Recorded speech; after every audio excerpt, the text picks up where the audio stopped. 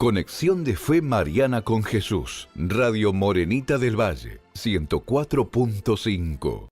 Te escondes en el pan, y aunque no te puedo ver, te puedo acompañar, estirar.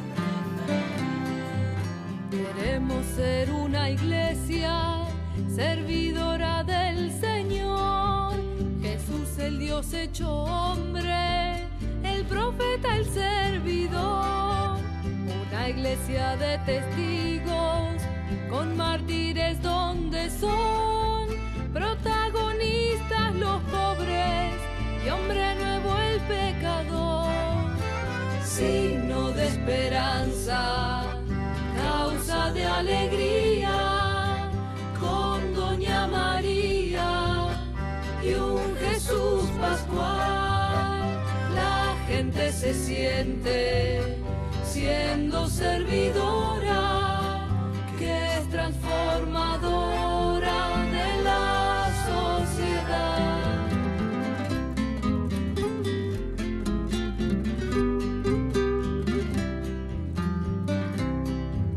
Queremos ser una iglesia de veras comunidad, fraterna porque la gente comparte fe y realidad.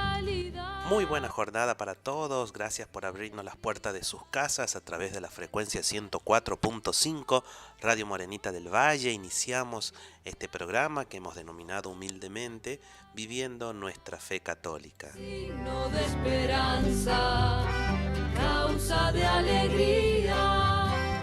Como cada semana los acompañamos para conocer la actualidad de nuestra iglesia, en nuestra diócesis, nuestra provincia, el país y el mundo, como todos los jueves a partir de las 7 de la tarde y su reiteración los días sábados después de La Familia en el Plan de Dios, como a las 10:15 de la mañana. ¿Cómo están? Esperando que estén bien, que estén pasando una linda semana, una semana con el clima para todos los gustos, frío, calor, templado, nublado, soleado. Creo que el fin de semana va a comenzar a hacer frío, así que bueno, nosotros les vamos a llevar esta compañía que semana a semana les acercamos a través de Radio Morenita del Valle. Arrancamos con las vías de comunicación, el número de WhatsApp de la radio, ya se lo deben saber, pero para los que no lo saben, es el 3865 3934 54. 3865 3934 54. Nos encontramos transmitiendo en vivo desde el estudio móvil de Radio Morenita del Valle cuando son las 7 y 8 de la tarde. Las 7 y 8 de la tarde. A ver, está entrando una llamadita.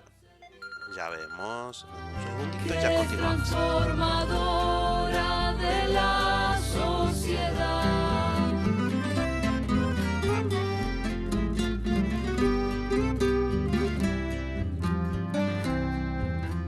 Queremos ser una iglesia samaritana y cordial, que organiza la esperanza y la solidaridad, donde el Espíritu Santo, Padre de los pobres, va suscitando los servicios según la necesidad, signo de esperanza, causa de alegría, con Doña María y un Jesús pascual. Bueno, ahora sí. Bueno, mi nombre es Maxi Rodríguez, como notarán, hoy me encuentro solo. Mi esposa no se encuentra, está con mi hija de visita en la casa de Doña Rosita Puentes, a quien le mandamos un saludo a ella, a Flavia, a Marina, que seguramente nos están escuchando en esta tarde de día jueves. Aquí en las frecuencias 104.5. Bueno, en el programa de hoy tenemos mucho para contarles, como siempre, sobre la actualidad de nuestra iglesia. Tenemos noticias del mundo, de nuestra diócesis, del país. Tenemos muchas novedades y curiosidades sobre nuestra fe para compartir con todos ustedes. Y vamos a arrancar con la primera de las informaciones. Es la liberación de 2 sacerdotes ucranianos que estuvieron durante varios meses en cautiverio, lo cual fue una gran alegría para nuestra Iglesia Católica, ¿no? Dos sacerdotes de la iglesia greco-católica ucraniana, que eran prisioneros del ejército ruso, junto a otros 8 civiles, fueron liberados el pasado 28 de junio. Justo en estos días hemos recibido una noticia de parte de nuestro patriarca, del gobierno de la iglesia y del gobierno de Ucrania sobre la liberación de nuestros ucranianos que fueron prisioneros del gobierno ruso desde hace tiempo, expresó el sacerdote que trabaja como párroco en Ucrania. Recordemos que el conflicto entre la Rusia comunista y Ucrania llevó a este conflicto a que tengan secuestrados y en prisión estos sacerdotes ucranianos. Hay una gran alegría en la iglesia que fue por la liberación de estos dos sacerdotes en esta parte del mundo. Y después tenemos una noticia también que nos lleva a reflexionar, ¿no? Que nos habla, y acá nos vamos a detener seguramente un poquito más. Algo esta mañana conversábamos y aprovecho para mandarle un saludo al padre Apud. Espero que me esté escuchando, padre, que ya se debe estar preparando porque ahora a las 20:30 es misa. Y hablamos sobre un poquito sobre la longevidad en España, en parte de Europa, como esos planes de control de natalidad que se llevaron a cabo provocaron que no haya gente joven y hay mucha gente mayor. Entonces nosotros nos vamos hasta España a comentarles lo que tenemos aquí y lo que nos habla sobre la fe en la España rural y la urgente necesidad de una repoblación. España envejecida y los pueblos cada vez más cerca de su desaparición ante la crisis demográfica que sufre España. La estabilidad de los pueblos rurales en España está en juego. Cada vez nacen menos niños en el país y cada vez las personas son más viejas. Los primeros perjudicados son los pueblos que están a la puerta de su desaparición, como tal ante la falta de una generación que pueda sostener estos remansos de paz.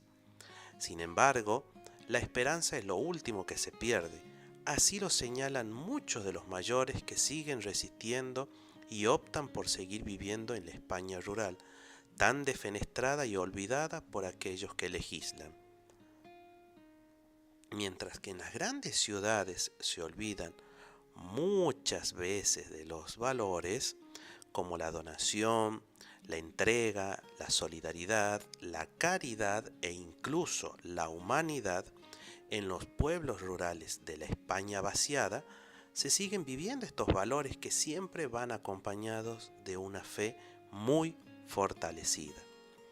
Pueblos como Marasoleja, Marazuela o Juarros de Río Moros forman parte de la España rural y destacan porque la comunidad que los conforman, en un total cerca de 60 habitantes por cada pueblecito, son personas mayores que transmiten esos valores a los forasteros que se acercan a conocer la Castilla más rural y de las más bonitas de toda la comarca castellano-leonesa. Ahí rescatamos algo. El 80% de los habitantes de los pueblos tienen la fe más arraigada que los habitantes de las grandes ciudades. Si nosotros trasladamos eso a nuestra realidad, a nuestra vivencia aquí en nuestra Concepción, por ejemplo, tomámoslo como una gran ciudad, que si bien somos una ciudad pequeña pero con un corazón grande, tomemos como una gran ciudad, vemos cómo, gracias a Dios, nuestra fe acá aún se manifiesta. Pero cuando nos trasladamos a grandes urbes, nos vamos por ejemplo a la capital del país, vemos cómo la fe está un poco tapada, ¿no? Está tapada por el ruido, el alboroto. Entonces, cuando más nos alejamos de los núcleos, es donde encontramos una fe más pura, porque es donde nos encontramos, por ejemplo, con esa transmisión de la fe de los abuelitos. Y en España está estos pueblos que a raíz de la crisis demográfica que están sufriendo, vemos cómo son esos abuelitos que no tienen nietos a quienes enseñar, a quien transmitir a la fe. Ellos la practican y se nota muchísimo más, porque ellos tienen esos valores que trabajan, valores que, como recién mencionábamos, de la caridad, de la humanidad, pero necesitan urgente una repoblación. Todo esto es propio de las políticas que se estuvieron llevando a cabo. Acá, sin ir más lejos, acá por ejemplo en Argentina es algo que nos quisieron llevar, pero gracias a Dios hay una sociedad que todavía resiste. Con esto por ejemplo del aborto, ustedes observen, nuestros abuelos tenían muchos hijos y cada vez que van avanzando las generaciones, la cantidad de hijos por matrimonio se va reduciendo notoriamente. No es uno o dos menos, ya son muchísimos menos. Entonces, volviendo a lo que es de España, la vivencia de las tradiciones es un hecho real en cada uno de los pueblos de la España rural, en algunos de mayor forma que en otros. Sin embargo, hay un dato que no debe dejar indiferente. El 80% de los habitantes de los pueblos tienen una fe más arraigada que aquellos que residen en las grandes ciudades. El motivo no es otro, sino que en los pueblos la fe es algo que se vive de manera natural y con gran devoción, sin tibiezas. Frente al desolador drama que se cierne sobre los pueblos rurales que podrían ver su extinción en apenas 15 años, el llamado de los habitantes es muy claro. Necesitamos jóvenes, necesitamos familias que vengan, que quieran repoblar la España rural. Necesitamos que no dejen morir nuestra comarca. Así es como lo expresa Rosario, una mujer que a sus 85 años de edad hace un reclamo a la juventud y le insta a que no tengamos miedo. Aquí pueden venir, les acogemos encantadamente, son nuestra esperanza. Petición que también ha transmitido a los poderes públicos, a los que acusan de no querer atenderlos y olvidar por completo que son ganaderos, agricultores o pescadores. El sistema no se sostiene.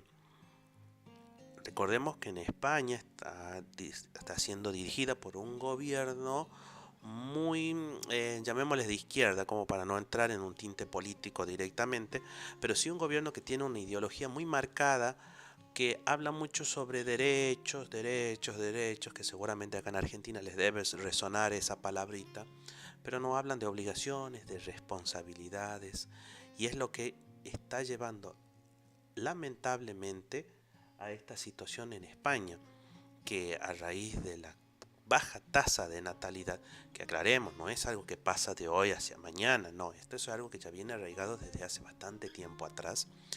Vemos cómo estos pueblos están desapareciendo a raíz de la baja cantidad de personas que nacen. Y eso nos tiene que llevar a reflexionar a nosotros acá en Argentina, nuestra diócesis o en el lugar donde nos estén escuchando, que debemos empezar a mirar nuevamente a la familia, empezar a buscar esos valores, empezar a repoblarnos, pero nos repoblemos, tenemos una oportunidad que es empezar a repoblarnos de la mejor manera. Católicamente hablando, nos podemos repoblar dignamente como católicos, formados, y es algo que lo tenemos que hacer desde nuestro propio matrimonio, desde nuestro hogar, desde nuestro punto donde nosotros no debemos olvidar valores fundamentales y muy marcados por lo que es la ética y la moral, y de ahí todo lo que tiene que ver con nuestra hermosa fe. Así que bueno, Dios quiera que acá en nuestros lugares los pueblitos no desaparezcan a raíz de baja natalidad, sino que seamos cada vez un pueblo más grande, no solamente en cantidad, sino en calidad. En calidad, y acá hablamos de una calidad no tanto productiva, sino una calidad dignificante, una cantidad de seres dignos, humanos y que sobre todas las cosas fieles a Dios, que no se dejan engañar, que no se dejan llevar por espejitos de colores, sino que saben y quieran vivir su fe aquí en nuestro país. Así que bueno, eso es algo que queríamos contarle. Y también, bueno, ya que estamos acá en España, también les queremos contar algo que viene muy arraigado con esta forma de gobierno que está en estos momentos en España, porque el gobierno de España impone más multas al Rosario de Ferraz.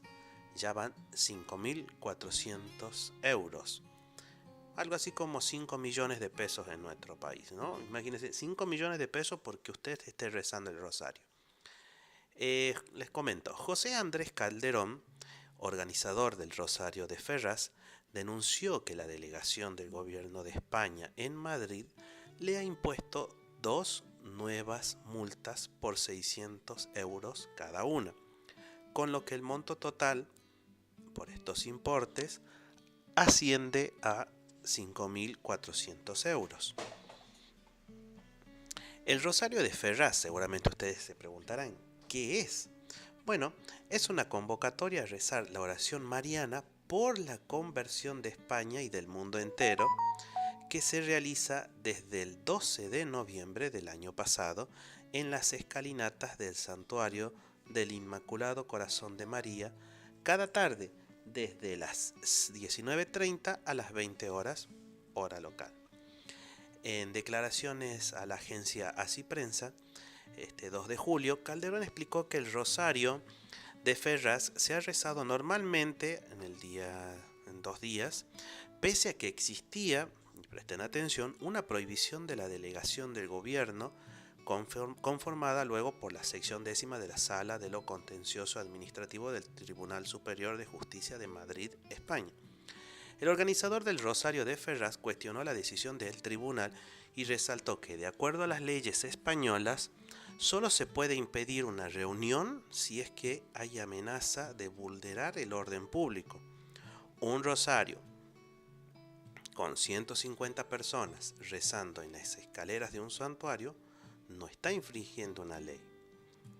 En efecto, el artículo 21 de la Constitución española reconoce el derecho de reunión pacífica y sin armas, sin necesidad de autorización previa.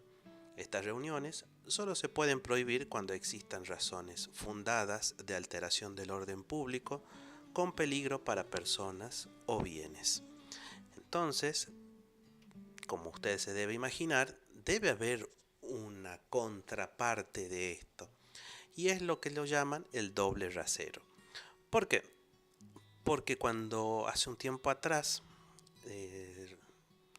el 24 de abril para ser más exacto, los socialistas, escuche esta palabra, socialistas, se manifestaban a unos 200 metros de aquí, no les exigieron tener un permiso, pero sí le exigieron a estas 150 personas que se reunieron durante menos de una hora a rezar un rosario frente a un templo, y no solamente le exigieron un certificado, un permiso, no solamente fue eso, sino que también se los multó. Pero cuando vemos que hay otra parte afín al gobierno, a este gobierno socialista que gobierna España, vemos que no se pidió ningún permiso y no hubo multas. Hay algo que nos tiene que sonar muchísimo, y es que el enemigo, el diablo, no quiere que la oración de María crezca, no quiere escuchar y no quiere que el del labio de ningún católico suene un Ave María, sea manifestado un Ave María. Y nos damos cuenta cómo estos gobiernos de izquierda buscan más que nada no hablar de Dios porque no quieren sentirse que son inferiores a alguien. Entonces es importante para nosotros aquí, como tomamos como siempre ejemplos de lo que pasa en otras partes del mundo con católicos, con nuestros hermanos, además de rezar por ellos, por los católicos que son perseguidos ahí en España, en Nicaragua, en Cuba o Venezuela, y ni hablar de los pobres que se encuentran en Oceanía, en la parte de Asia, perdón, traer eso y primero dar gracias de que nosotros aquí lo podemos hacer, que tenemos ese concepto de libertad todavía de poder hacerlo. de poder reunirnos, como hace un tiempo atrás se reunían en los rosarios de hombres o rosarios de mujeres, rosarios de familia, que pueden salir y manifestar tranquilamente su fe, manifestar como una señal de decir somos una iglesia viva que sale a caminar y que no corremos riesgo de multas ni riesgos de recibir algún tipo de sanción, de persecución. Estamos siendo muy cómodos en ese sentido, tenemos bastante comodidad, que incluso a veces cuando hay alguna fiesta patronal, muchas veces se utilizan elementos propios del Estado que permiten la organización, dirección de tránsito y demás partes que cooperan con las diferentes fiestas patronales. Pero no nos olvidemos de rezar por aquellos que están siendo perseguidos simplemente por ser católicos, por tener esta posición de defender valores, porque no tenemos que tener miedo para hablar de grieta cuando de defender valores y sobre todo nuestra ética católica se refiere. Cada vez que nosotros tengamos que defenderla, no pensemos si está a favor, en consonancia o en contra de lo que diga alguna persona desde un punto de poder, sino pensemos qué también le hace a nuestra fe, a nuestra iglesia. Por nosotros, en ese momento podemos ponernos un poquito egoísta, pensar en nosotros, en nuestra familia y en nuestra descendencia. Si realmente les vamos a dejar un mundo felizmente católico, un mundo tristemente católico o un mundo de persecuciones. De nosotros depende, porque la humanidad está basada en decisiones y nuestras decisiones se suman con otras y nos pueden salir bien como nos pueden salir mal. Pero si hay algo que nos asegura y nos garantiza una efectividad en todo lo que hacemos, es que cada paso que demos, lo demos en nombre de Dios. Así que bueno, chicos, espero que nos estén escuchando, que sigan compartiendo con nosotros esta tarde aquí en Viviendo Nuestra Fe Católica. Cuando ya pasaron 27 minutos de programa, vamos a ir con un poco de música en esta tarde, no sin antes recordarles las vías de comunicación. El número de WhatsApp de la radio es el 3865 39 34 54. Y recuerden que nos pueden escuchar a través de YouTube como Radio Morenita del Valle y a través de las diferentes plataformas que toman la señal de Radio Morenita del Valle, la voz de la madre en su hogar. Nos dejamos con un poquito de música y ya regresamos.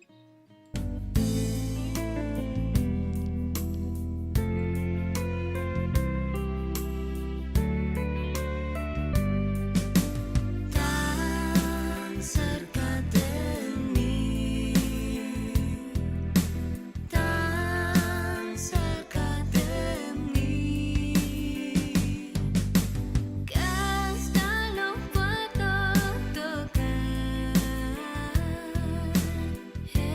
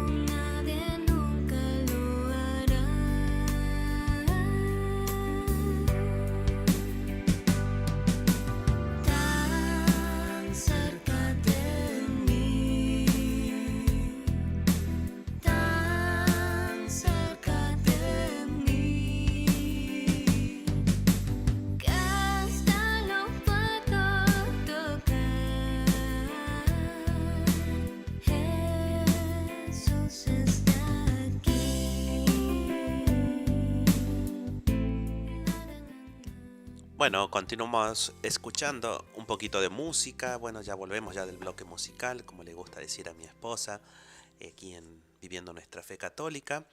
Y para comentarles algo tan cerca de mí, nos decía recién la canción, muy bonita la canción. Y hay alguien que a Jesús lo tuvo muy cerca, y alguien que de quien esta semana estuvimos celebrando, más precisamente el 3 de julio, al apóstol Santo Tomás, quien dudó que Jesús había resucitado. Imaginen de cerca que lo tuvo a Jesús, que tenía esa facultad hasta de dudar si había resucitado, ¿no? Y nuestro Señor tan amoroso que le mostró la grata alegría de la resurrección. Y bueno, eso nos llevó a buscar el siguiente informe sobre los beneficios de la duda de Santo Tomás Apóstol según tres grandes santos. Cada 3 de julio se celebra el apóstol Santo Tomás, quien dudó que Cristo había resucitado hasta que el mismo Señor se le apareció. Esto podría verse como una falta de fe, pero según grandes santos, la duda de este santo trajo beneficios que confirmaron en la fe a los cristianos. El Evangelio de San Juan relata que Cristo resucitó, se apareció a sus discípulos, pero Tomás no estaba presente. Cuando le contaron, él dijo que no creería sino hasta tocar las llagas de las manos y del costado. 8 días después del Señor, se les vuelve a presentar y le pide a Tomás que toque sus heridas. Luego le increpa que no sea incrédulo, sino creyente. Bueno, tomamos ahora a San Gregorio Magno. Para el Papa San Gregorio Magno, esto que sucedió no fue casualidad, sino obra de la divina misericordia, para que mientras el discípulo incrédulo palpaba en el cuerpo de su maestro las heridas, curara en nosotros las de nuestra infidelidad. Más provechosa nos ha sido para nuestra fe la incredulidad de Tomás que la fe de todos los discípulos, porque mientras él, tocando, es restablecido en la fe, nuestro espíritu se confirma en ella, deponiendo toda duda, añade el doctor de la Iglesia, San Gregorio Magno.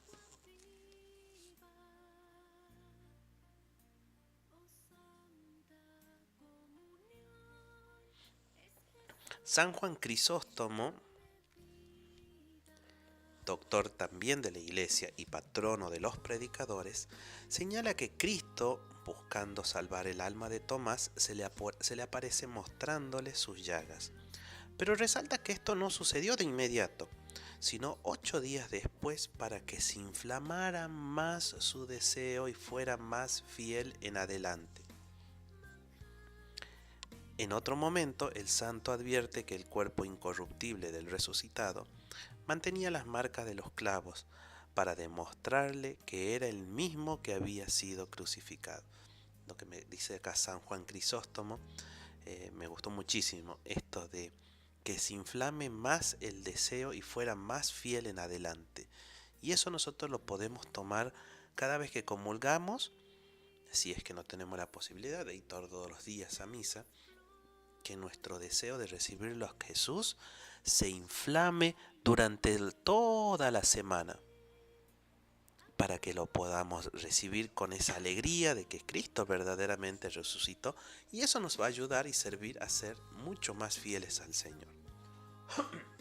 San Agustín, por su parte, también doctor de la Iglesia, precisó que Cristo accede a la petición de Tomás, no solo por él, sino también por aquellos que iban a negar la verdadera carne del Señor.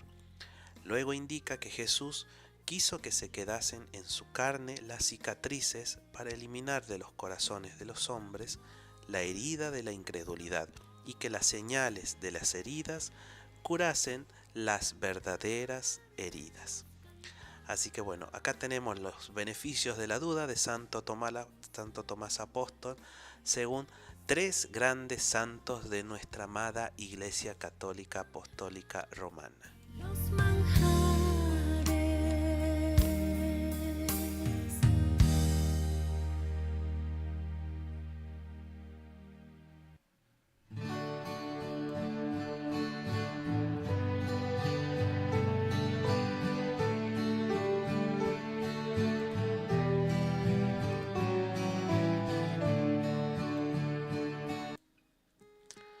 Bueno, y ahora les voy a contar otra historia, otra, llamémosle curiosidad, porque es mucho más que una curiosidad. Vamos a comentarle ahora sobre la levitación de los santos, algunos milagros extraordinarios, concretos y bien documentados. En la Iglesia, a lo largo de su historia, la levitación es uno de los signos más llamativos sobre la posible santidad de una persona. No ha sido muy frecuente, pero esto se ha escrito mucho y se ha atribuido a grandes santos, aunque la devoción también se ha encargado de extenderla más de lo que probablemente haya sucedido. La levitación es un hecho muy concreto y visible, pues suspenderse en el aire es algo realmente extraordinario. Pero a diferencia de la incorrupción, sus efectos son muy limitados en el tiempo, por lo que en este caso los relatos de los testigos presenciales son de vital importancia. Precisamente sobre la levitación se escribió un libro hace 3 o 4 años, separando la Guía Católica de los Milagros, separando lo auténtico de lo falso. El autor es un laico perito de la diócesis de Pittsburgh, experto en demonología y exorcismo. Lleva años dedicándose a la formación de sacerdotes seminaristas y laicos. Y en un artículo, él explica que en todo lo que concierne a lo milagroso y lo extraordinario, como es la levitación, la Iglesia ha estado en guardia contra la exageración o la invención. Es muy importante contar con el testimonio directo de la persona que levitó o de aquellos que presenciaron la levitación, e incluso entonces la Iglesia examina detenidamente la confiabilidad y las motivaciones de los testigos. Un ejemplo de este tipo de investigación se puede encontrar en las afirmaciones sobre San Francisco de Asís. La pregunta es, ¿levitó San Francisco de Asís?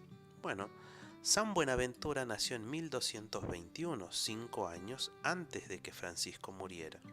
Ingresó en la orden de los franciscanos y se convirtió en el 7º líder de la orden. Aunque se lo conoce principalmente como filósofo, Buenaventura también escribió sobre el fundador de su orden, incluida la afirmación de que a menudo se encontraba a San Francisco levitando en el aire durante los éxtasis espirituales. La dificultad es que en 1245 la Iglesia había realizado una investigación detallada sobre la vida de Francisco y porque había algunas cuestiones que se decían que San Francisco se elevaba hasta las copas de los árboles y a veces el cielo donde apenas se lo podía ver. Entonces la Iglesia entrevistaron a muchas personas que lo conocían y ninguna mencionó la levitación.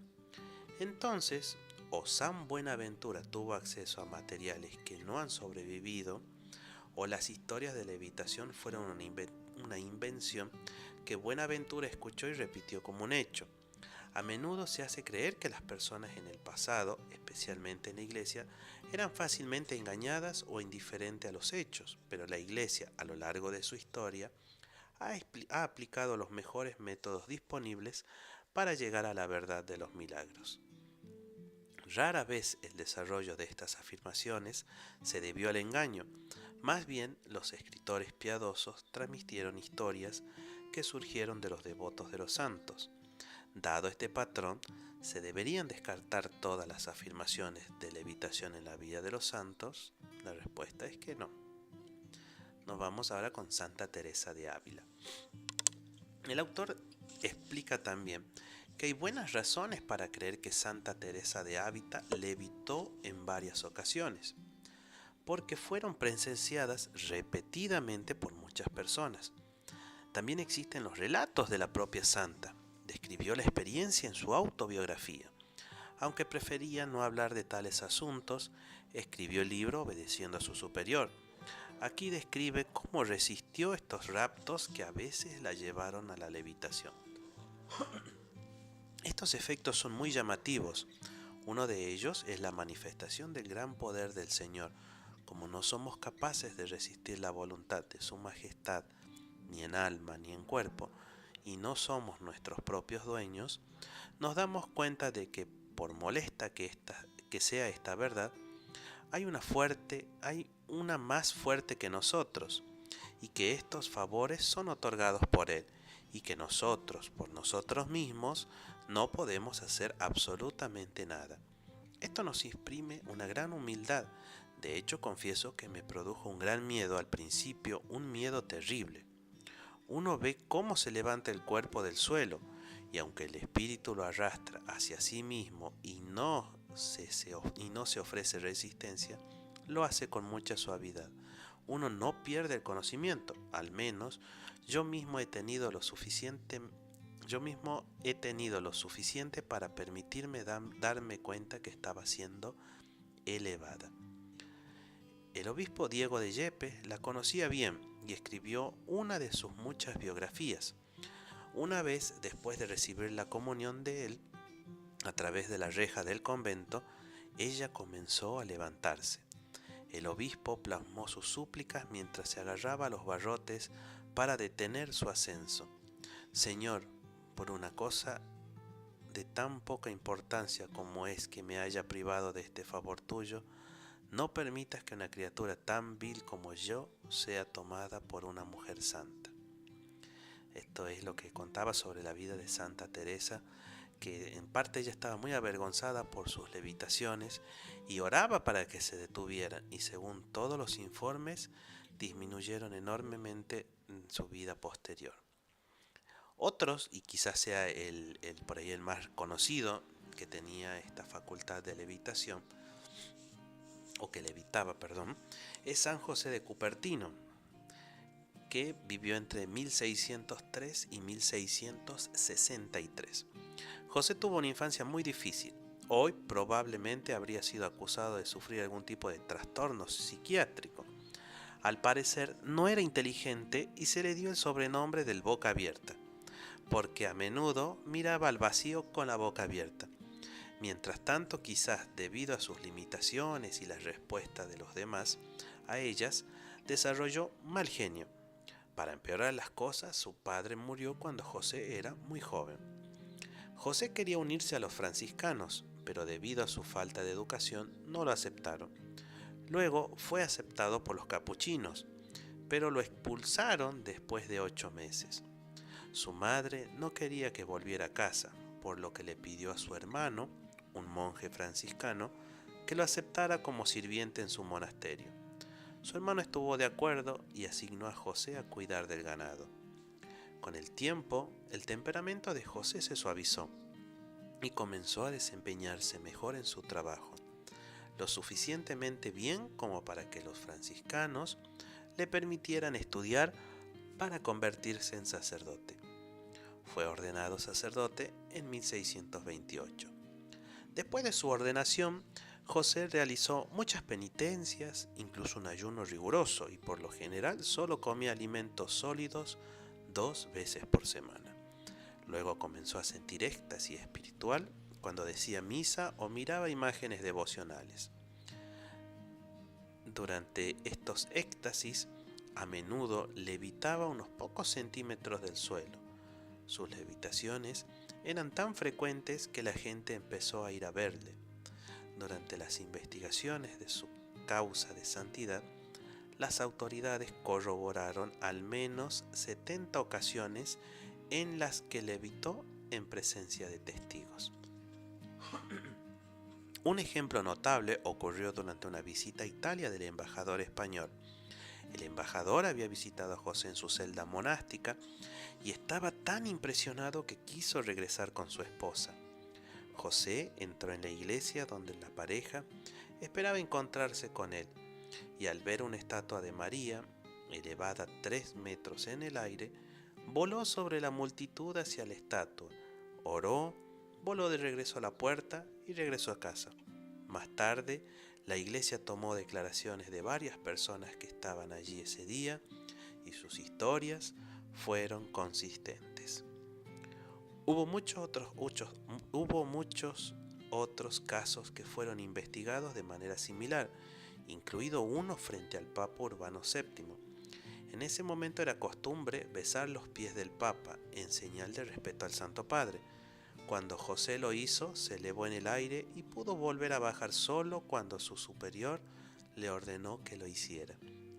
El Papa Urbano VII dijo que si José moría mientras él vivía, testificaría de la levitación que ocurrió en su presencia.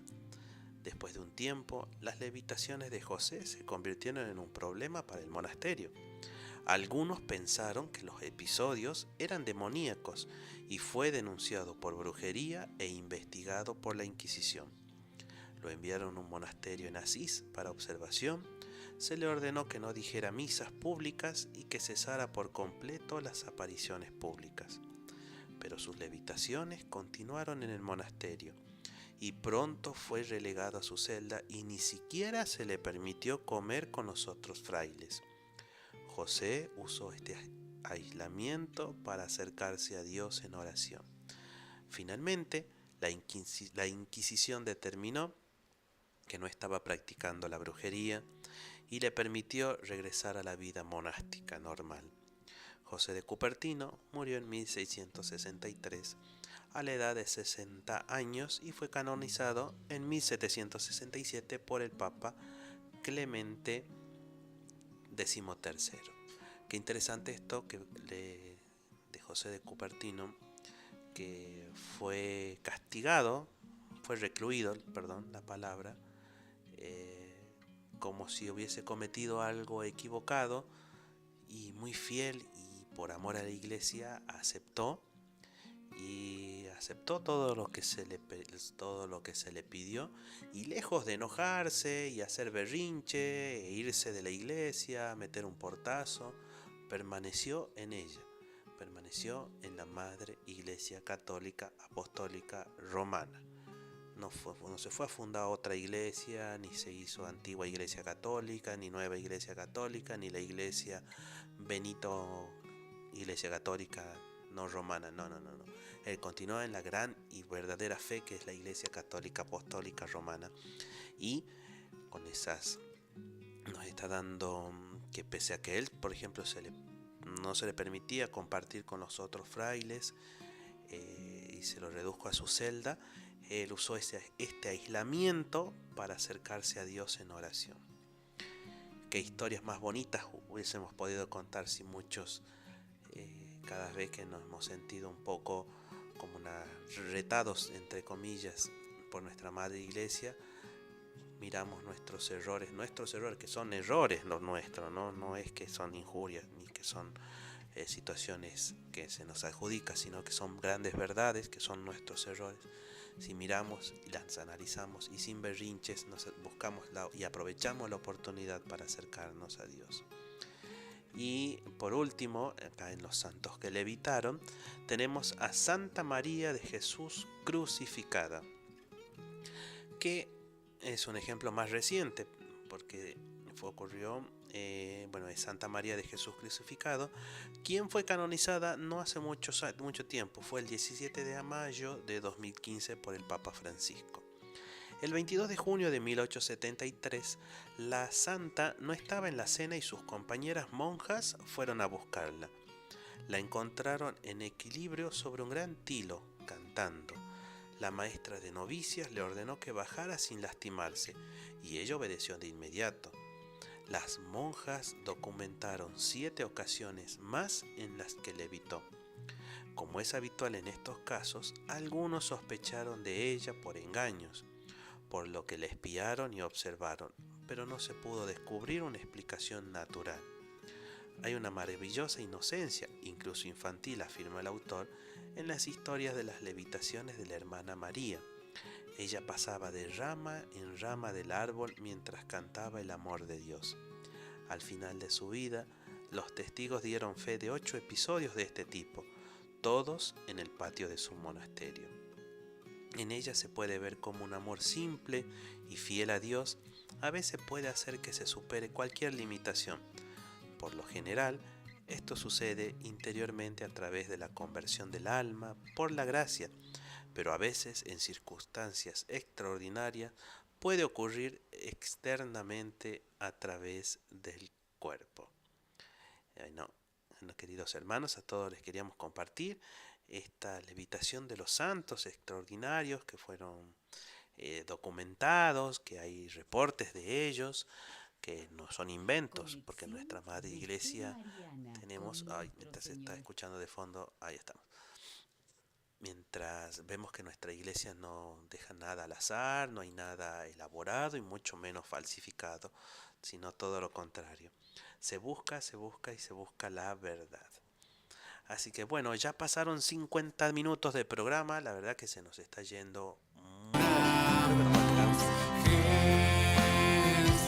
creo que nos va a quedar un poquito corto el programa de hoy, el tiempo. Bueno, vamos a tratar de agilizar un poquito más, pero llegó el momento de hacer un pequeño cortecito musical para acompañarnos, para amenar un poquito más la tarde.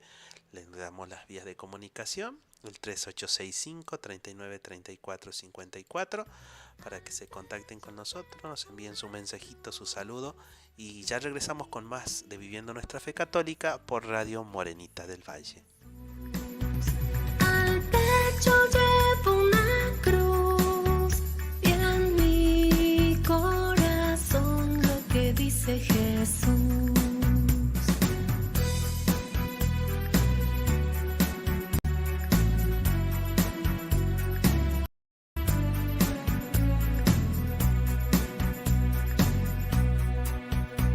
Yo quiero dejar mi recado, no tengo pasado, pero tengo amor, el mismo de un crucificado que quiso dejarnos un mundo mejor.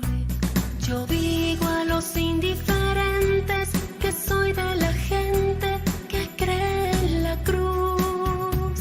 Yo creo en la fuerza del hombre que sigue el camino de Cristo Jesús.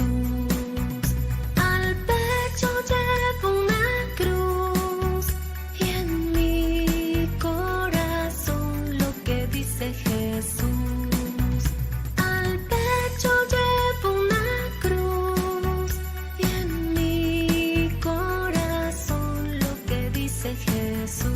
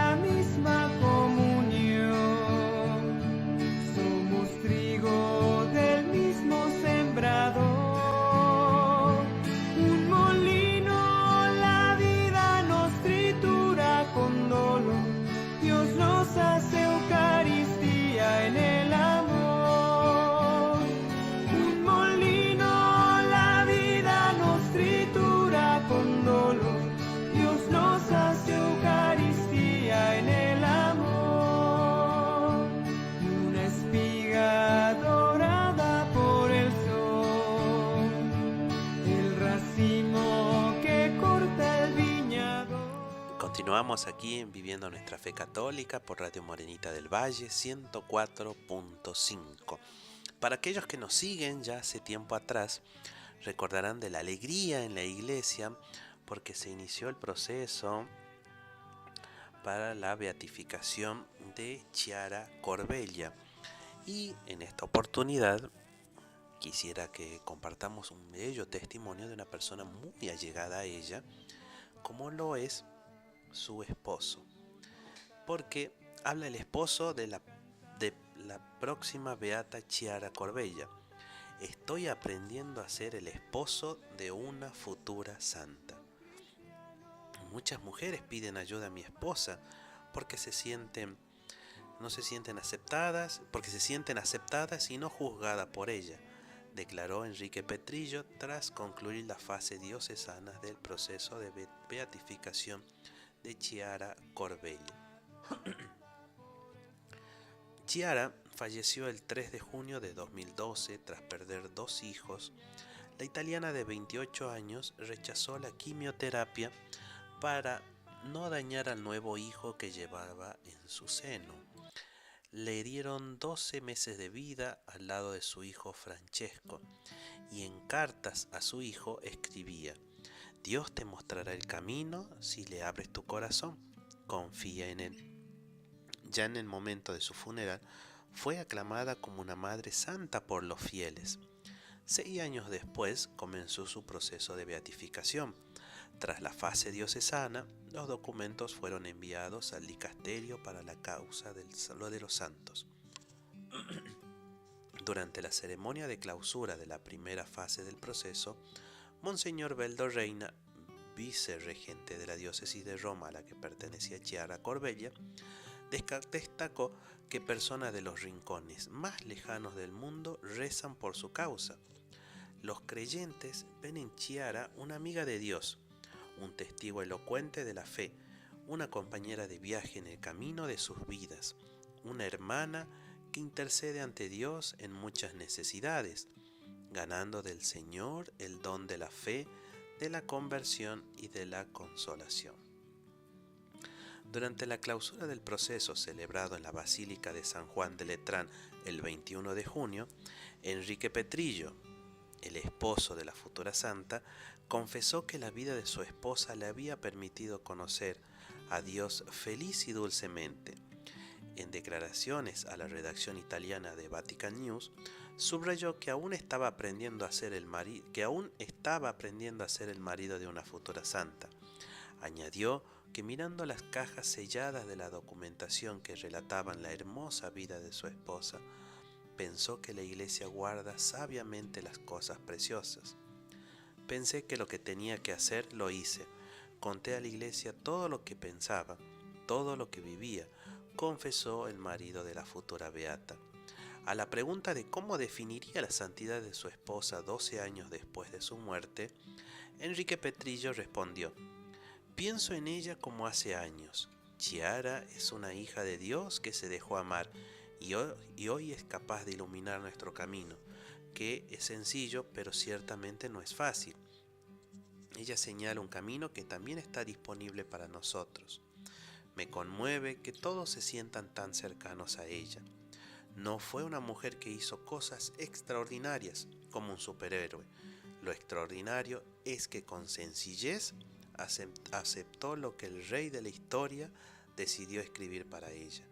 Lo acogió y se convirtió en un gran árbol en el que refugiarse. El marido de la futura beata añadió que el hecho de que muchas personas recen ahora por la causa de Chiara no le quita nada. Siento que sigue siendo mía y el hecho de que se acerque a otros no me quita lo que es y será mío para siempre. El amor multiplica, no divide.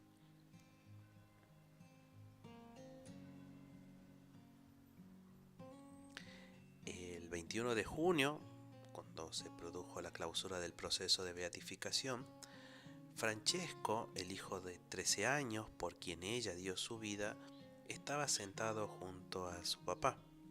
Su rostro mostraba emoción y conmoción, y las cámaras le mostraron repetidamente apretando con fuerza la mano de su padre.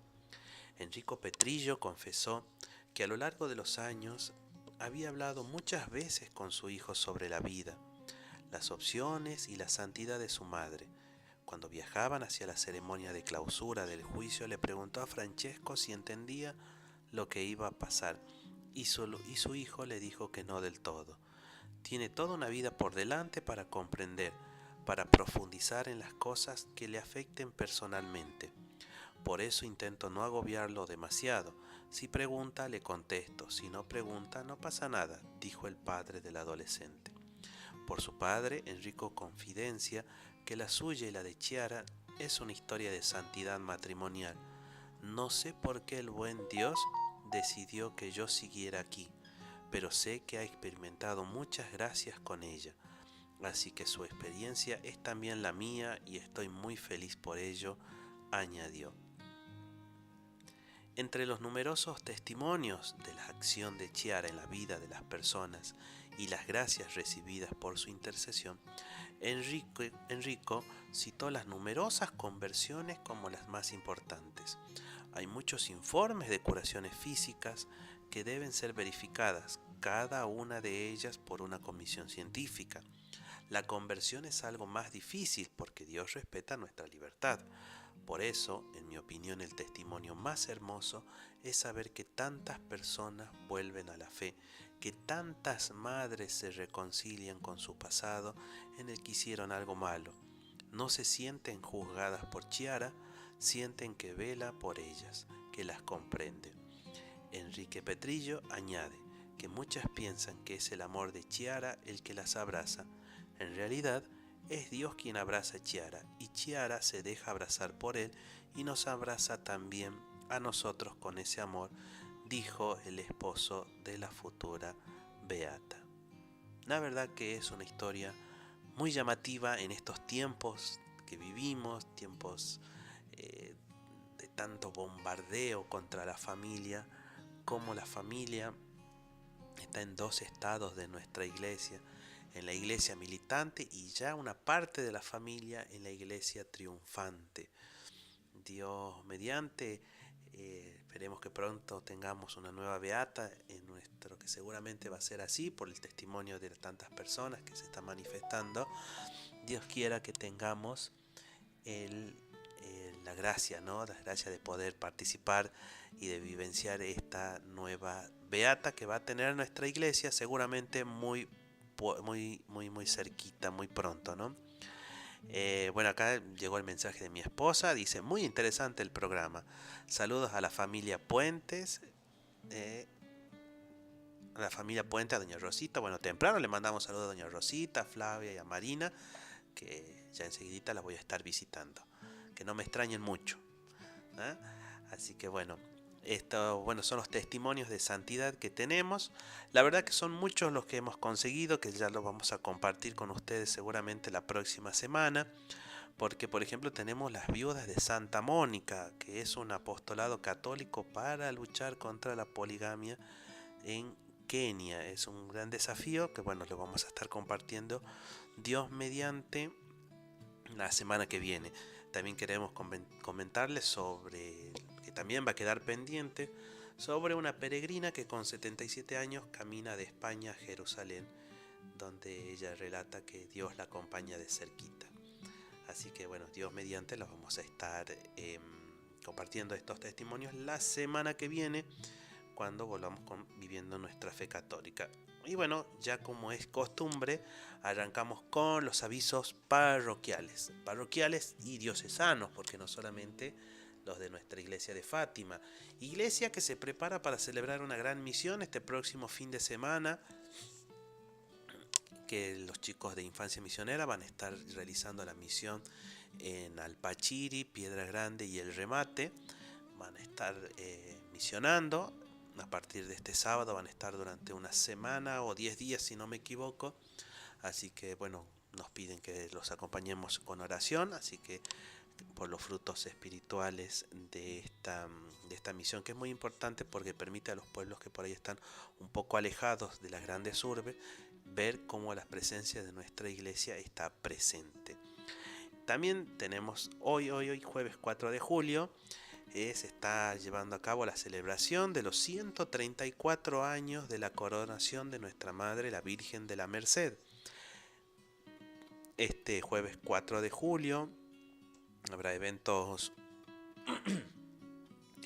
dedicados a la cultura y tradición del pueblo con la celebración de la Santa Misa a partir de las 6 de la tarde. Todo esto en la parroquia Nuestra Señora de la Merced en Medinas, aquí hacia el este de la ciudad de Concepción. El día viernes estará dedicado a los trabajadores y emprendedores, también misa a las 6 de la tarde. El sábado dedicado a la fe de los niños, también habrá una misa a las 6 de la tarde. Y el domingo 7 de julio habrá la celebración de la Santa Misa a las 5 de la tarde y luego procesión con la Sagrada Imagen de María de la Merced, una de las imágenes más bonitas que acompañan aquí nuestra diócesis, que es realmente un tesoro.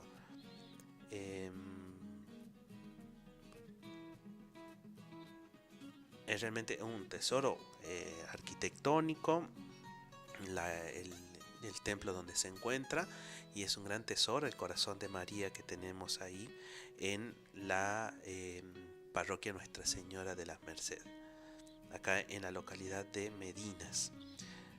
Que bueno, por ahí si no quieren esperar, son muy ansiosos para la fiesta del 24 de septiembre, tienen la posibilidad de que salir con nuestra Madre en procesión este próximo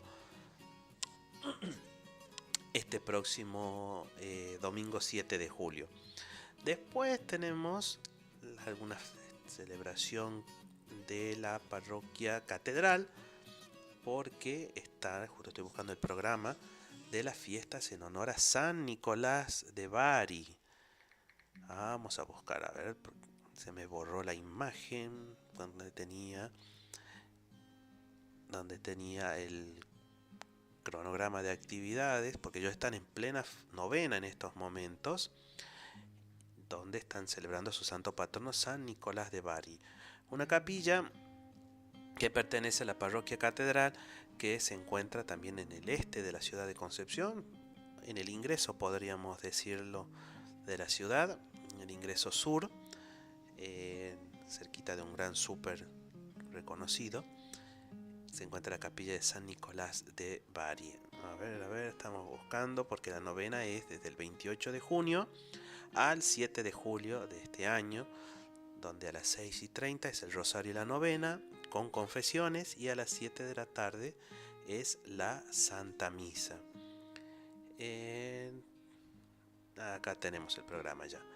Porque este sábado, que bueno, les vamos a dar las actividades del día sábado, a partir de las 21 horas va a haber una peña en honor a San Nicolás. Y ese día tiene un hermoso gesto, porque habrá una peregrinación de los niños, y están todos los niños invitados a participar en la fiesta de San Nicolás. Peregrinación de los niños que va a partir desde Plaza Independencia hasta la capilla de San Nicolás. Todo esto el día sábado, a partir de las 9 de la noche, a partir de las 6:30 de la tarde. Luego será la misa correspondiente al novenario, y a las 21 horas serán los espectáculos, esperando ya el solemne saludo, que sería este domingo 7 de julio a partir de las 12 de la noche, el solemne saludo a San Nicolás. A las 8 de la mañana habrá el repique de campanas y laudes. A las 12 del mediodía la tradicional feria de platos dulces, y a las 17 horas será la misa central, que será presidida por el obispo diocesano con la solemne procesión. Todo esto en las fiestas patronales en honor a San Nicolás, que este año tiene el lema: San Nicolás, maestro de oración, enséñanos a caminar en comunión. Recordemos que esta celebración corresponde a la capilla que se encuentra en el barrio Independencia de la ciudad de Concepción. Bueno, así hemos llegado al final de otro programa de Viviendo Nuestra Fe Católica. Como siempre, gracias por acompañarnos, por ser parte de esta alegría que tenemos nosotros de poder transmitir el Evangelio, y sobre todo de poder transmitirlo con nuestra fe, de sentirnos orgullosos y felices de ser católicos, apostólicos, romanos, de saber que profesamos una fe verdadera y muy rica, y que hemos visto tantos tesoros en este programa. Hemos compartido muchos tesoros de nuestra iglesia. Dios quiera que algo de todo lo que hablamos acá quede guardadito en su corazón para que pueda compartirlo con sus seres queridos. El encuentro será la próxima semana, ya saben, los jueves a partir de las 7 de la tarde, y su reiteración, por si quiere volver a escuchar, los sábados a las 10 de la mañana. Recuerden que todos estos programas, así como todas las producciones de Radio Morenita del Valle, quedan guardaditos en YouTube. Dios mediante, va a ser hasta la semana que viene, cuando abramos la puerta de la 104.5 y nos reunamos para seguir viviendo juntos nuestra fe católica. Que tengan todos una muy bendecida semana, y recuerden que deben asistir a misa, hacerlo en familia y rezar. Recen por nosotros, que nosotros tenemos en nuestros corazones, ponemos siempre sus intenciones. Que tengan todos una muy bendecida semana. La voluntad de mi Señor, que se cumplan en mí cada día los sueños de Dios. María, las tinieblas serán mediodía, a una sola palabra que digas, en tus labios alumbra ya el sol. María, la doncella que Dios prometía, un volcán de ternura divina, primavera de Dios redentor. Gabriel tembló, conmovido con tanta belleza. Madre de Dios, cuélame en tu mirada de amor de la anunciación. Hágase en mí de corazón la voluntad de mi Señor, que se cumplan en mí cada día los sueños de Dios. María, las tinieblas se harán mediodía, a una sola palabra que digas, en tus labios se alumbra ya el sol.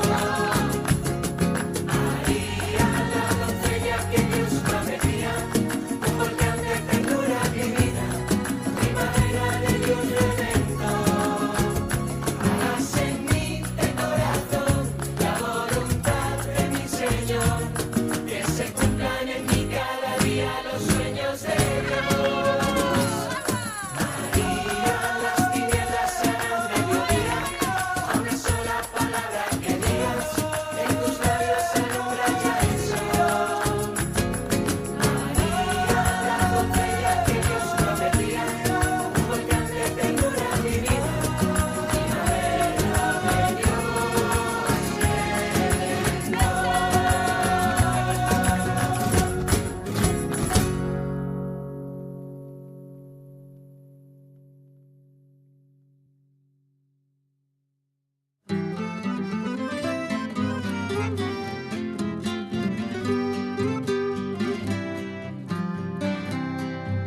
Queremos ser una iglesia servidora del Señor, Jesús el Dios hecho hombre, el profeta, el servidor, una iglesia de testigos con mártires donde son protagonistas los pobres y hombre nuevo el pecador, signo de esperanza, causa de alegría, con Doña María y un Jesús pascual.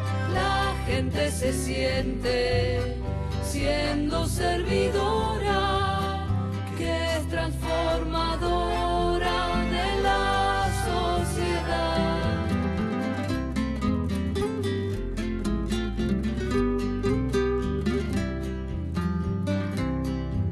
Queremos ser una iglesia de veras comunidad, fraterna porque la gente comparte fe y realidad, con sencillez y alegría se aprende a participar, como hacían los cristianos con Pedro, Santiago y Juan, signo de esperanza, causa de alegría, con Doña Pascual. La gente se siente siendo servidora, que es transformadora de la sociedad.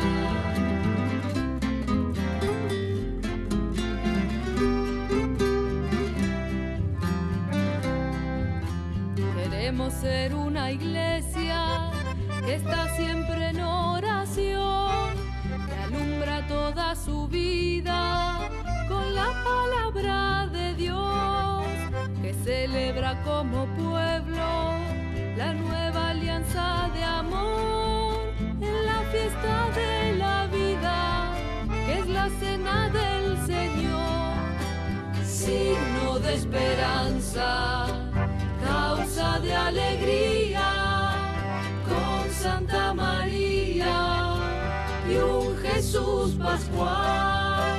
La gente se siente siendo servidora, que es transformadora de la sociedad.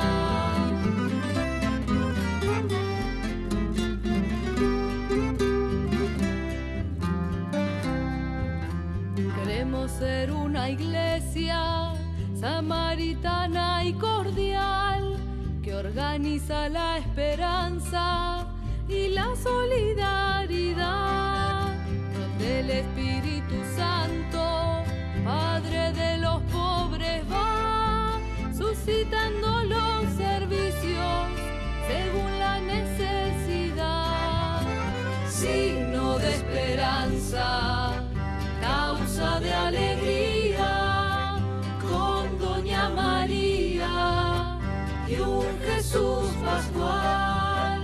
La gente se siente siendo servidora, que es transformadora de la sociedad.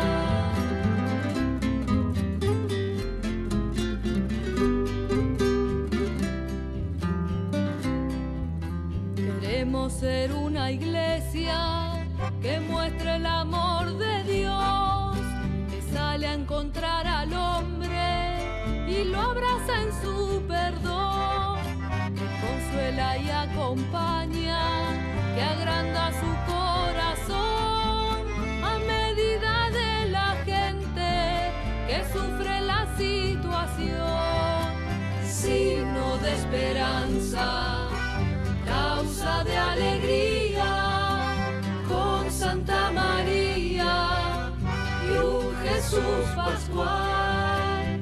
La gente se siente siendo servidora, que es transformadora de la sociedad.